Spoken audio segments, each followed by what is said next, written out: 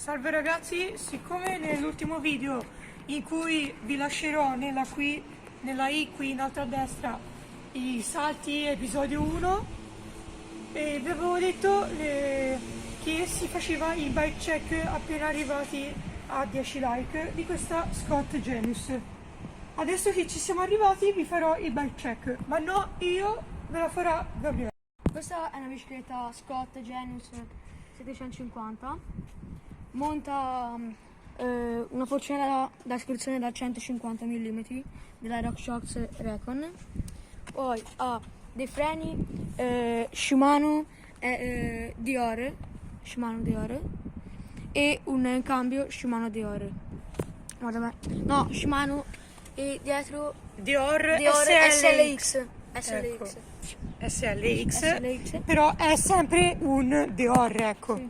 Poi ha un manubrio Syncross e delle... compreso l'attacco manubrio.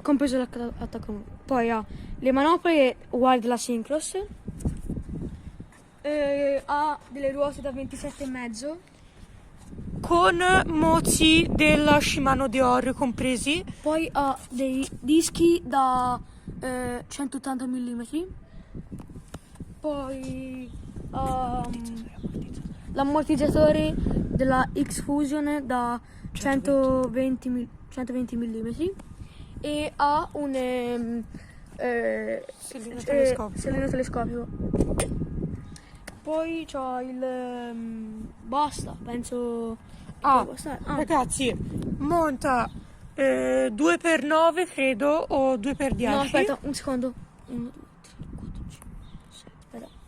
Monta un 2x10.